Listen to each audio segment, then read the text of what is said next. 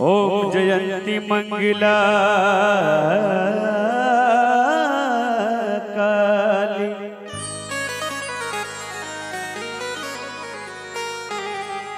भद्रकाली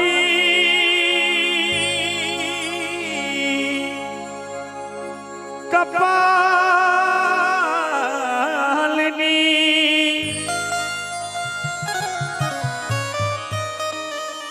दुर्गे क्षमा शिवा धात्री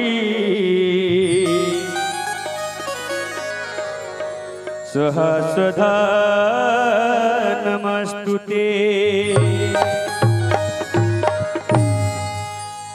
भक्त कौना भाव में माइक दरबार में गइल बड़े और अपन दुख कोना भाव में सुनाओ तेरे कहे के बा कि जौना बनिया हो मैया हर सिकियो ना डोले हो कि ताही बनवना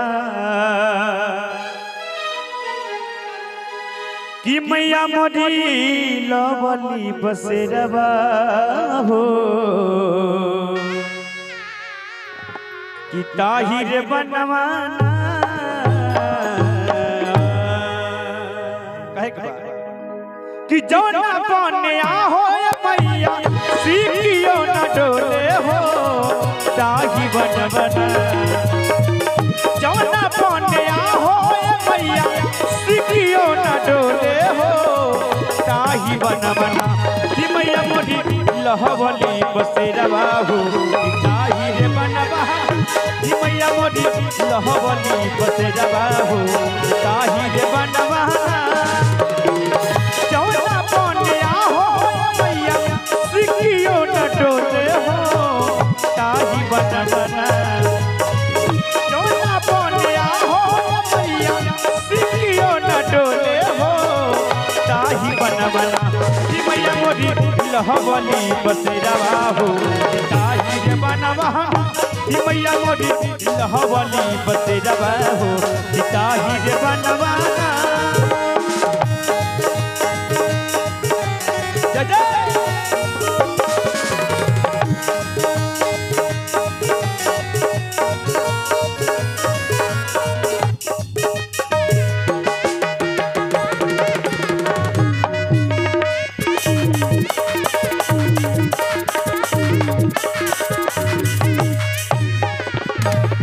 लेकिन और भक्त कहले कौन जबे लगेला मेला सुखबा सुमार के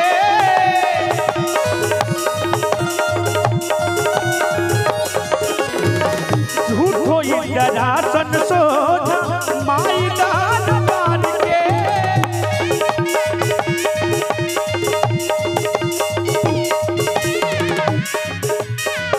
कौन जबे लगेला मेला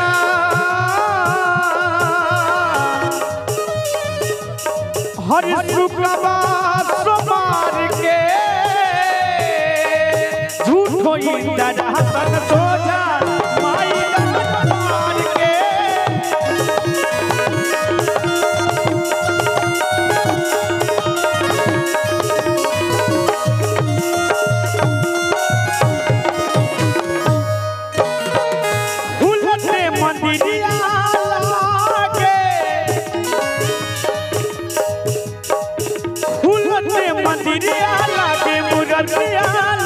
बोले हो ताही बनवना